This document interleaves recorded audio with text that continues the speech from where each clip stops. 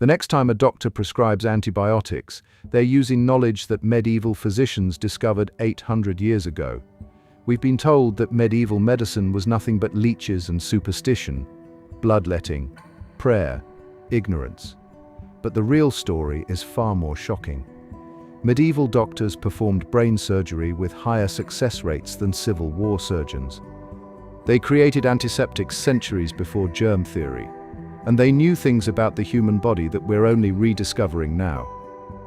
Victorian historians created a myth. They painted medieval medicine as barbaric to make their own era look advanced. But the evidence tells a different story.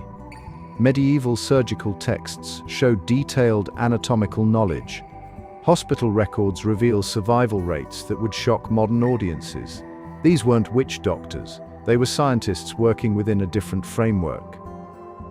In 1306, a French surgeon named Henri de Mondeville performed cataract surgery.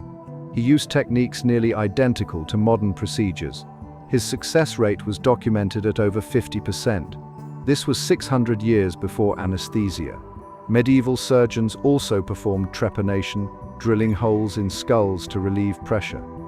Archaeological evidence shows that patients survived. Their skulls healed. Some lived for decades afterward. A medieval manuscript called Bald's Leech Book contains a recipe for an eye salve.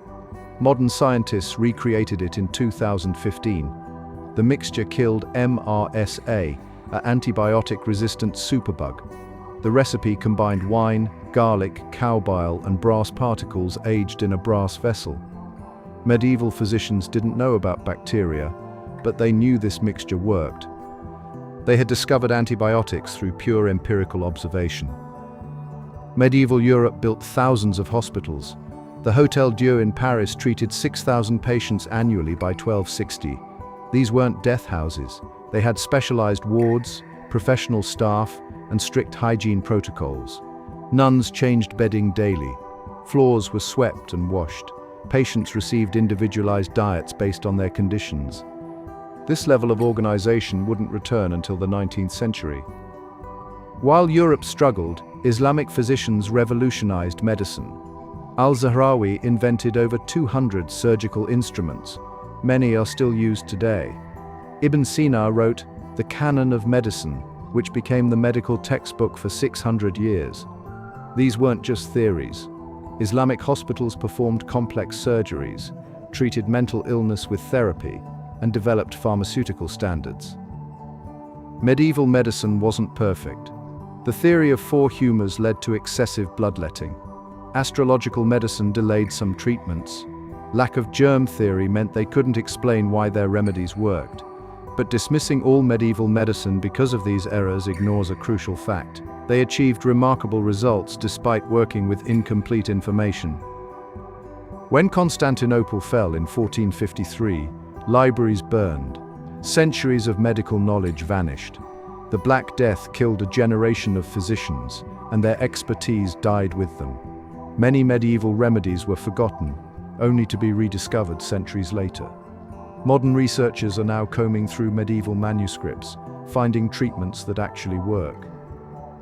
Today's medicine owes more to medieval physicians than most realize. The concept of clinical trials started in medieval hospitals. Medical licensing began in 12th century Italy. Even the Hippocratic Oath was preserved and practiced throughout the medieval period. These weren't dark ages. They were ages of gradual, methodical progress. Modern medicine faces a crisis.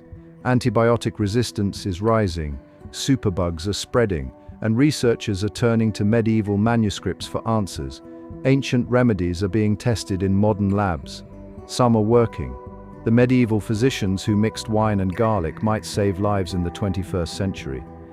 Their empirical approach, testing what works regardless of theory, offers lessons for today. Medieval medicine wasn't primitive. It was different. These physicians worked without microscopes, without germ theory, without modern chemistry.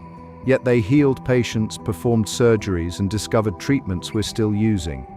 The next time someone calls an idea medieval, remember that medieval doctors were solving problems we're still struggling with today.